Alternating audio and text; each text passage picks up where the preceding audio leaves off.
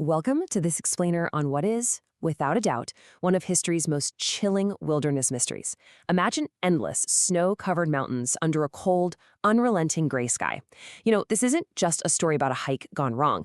It's a profound historical enigma that has baffled investigators for literally decades.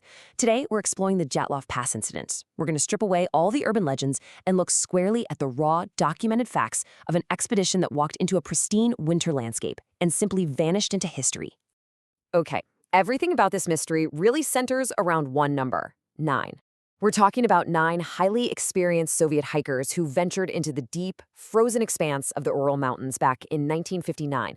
As you visualize them, picture this unbroken line of explorers trekking across untouched snow, their breath instantly freezing in the icy air. Now you gotta remember, these weren't novices, they were seasoned survivalists. And consider this, they were carrying heavy 1959 vintage Soviet expedition gear. No ultra-lightweight synthetic modern fabrics, no GPS navigation, just heavy canvas, thick wool, and basic compasses. They were completely prepared for the grueling isolation of a remote winter trek. Section 1. The 1959 Soviet Expedition. Okay, let's dive into this timeline. You see, before the terror set in, there was actually a profound sense of peace in these isolated, intensely beautiful mountains. But tracking their progression shows us exactly how their situation devolved.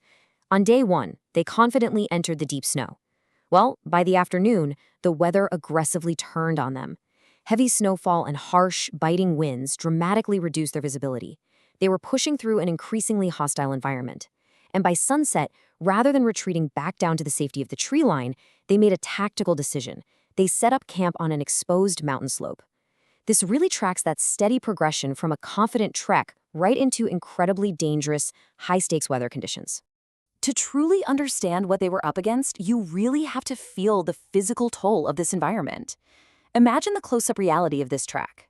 We're talking exhausted faces, frozen eyelashes, and skin just battered by the icy wind. Their boots were constantly sinking deep into the powdery snow under the immense weight of those heavy backpacks. The physical exertion required just to put one foot in front of the other in these conditions, it was absolutely monumental. It's a stark reminder of the sheer physical endurance the human body is capable of when pushed to its absolute limits. Yet beneath all that snow-covered clothing, their expressions remained completely determined. Section 2. Night falls on the Urals. So as daylight faded, the majestic beauty of the mountains was entirely swallowed up by this powerful atmospheric dread. A fierce mountain snowstorm began to build, completely surrounding the hikers. But despite the dread, remember, these guys were experts. They meticulously prepared their camp by first building their traditional canvas expedition tent. Next, they secured the ropes tightly against the powerful winds. They carefully organized their supplies, prepared their food, and finally, they lit a warm lantern inside, just to hold back the encroaching dark. They were extremely competent survivalists, creating this small, fragile pocket of warmth and safety, while the storm outside became violently aggressive. Section 3. Panic in the darkness. Right, so night has fully fallen, and the fabric of their canvas tent is shaking violently under extreme wind pressure. And then, inside, unimaginable panic erupts. Something terrifies them so deeply that their survival instincts completely short-circuit. And this brilliantly illustrates the stark contrast because it's just baffling. On one side, you have a picture of total control, heavy winter gear, safely secured ropes, a warm lantern. On the other side, sudden flight. Fleeing into the freezing darkness in incomplete winter clothing, carrying almost no equipment, and just consumed by total confusion.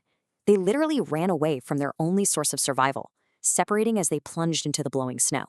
I mean, what could possibly drive 9 survival experts to abandon your gear in a deadly blizzard? Section 4. Search and Rescue Discovery. Morning eventually arrives, leaving behind a hauntingly silent wilderness. Now, when Soviet search and rescue teams finally step into the treacherous mountains and locate the partially buried camp, they uncover the single most chilling piece of physical evidence in the entire case. The abandoned tent wasn't ripped apart by the wind, and it wasn't slashed by something trying to get in. It was cut open from the inside. Think about that. The hikers were in such a state of absolute urgent terror that they didn't even take the few seconds required to untie the entrance. They slashed their way right through the canvas to escape into a deadly storm. This fact completely shifts the context of their desperate flight. The scene left behind painted a totally baffling picture. Investigators, using authentic 1959 equipment, documented footprints leading away from the /10 straight down into the frozen wilderness. They found abandoned and damaged equipment scattered in the snow, right alongside deeply personal belongings. Crucially, they also recovered the hikers' notebooks, diaries, cameras, and photographs. And these items were vital. They allowed search teams to reconstruct the hikers' final hours right up until the very moment panic struck. Section 5. Analyzing the scientific theories. As the investigation continued, experts quickly ruled out any supernatural elements. The tragedy came entirely from extreme isolation and volatile weather. But decades of debate have yielded 4 primary theories. Now, what's really interesting as we look at this breakdown is the range of possibilities. First, we have avalanche conditions, suggesting a sudden, heavy slab of snow collapsed onto the tent, prompting an immediate evacuation. Then there's powerful katabatic winds. There is also hypothermia, which is a fascinating and terrifying phenomenon where severe cold causes the brain to malfunction. It actually creates a false burning sensation that leads to what's known as paradoxical undressing and extreme mental confusion. And finally, military testing, which is historical speculation regarding secret operations taking place in that specific isolated region. Let's look a bit closer at one of the most compelling terrain hazards, the katabatic wind. By definition, this is extremely dense, cold air rushing down a mountainy slope. It acts almost like an avalanche of air. It is fully capable of creating sudden, violently destructive weather events. We're talking about generating terrifying noise and sheer physical force that could easily make a tent feel like it was being completely crushed.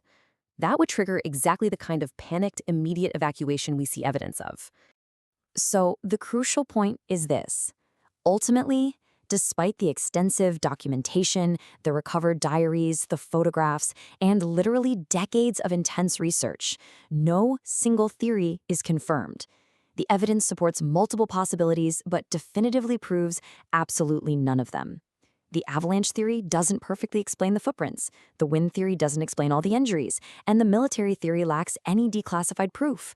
We're basically left with a massive, haunting puzzle where the pieces just refuse to fit perfectly together. Section 6. An enduring historical mystery. The route of the expedition fades into the endless white wilderness, leaving us with a profound sense of awe and respect for the devastating power of nature. When competent, highly experienced humans are pushed to the absolute brink by extreme natural forces, the results can be as baffling as they are tragic. So, what fiercely guarded secrets remain buried in the endless white wilderness of the Dyatlov Pass? Perhaps the mountains will never tell. Thank you so much for joining me for this explainer. Keep questioning, keep learning, and I'll catch you next time.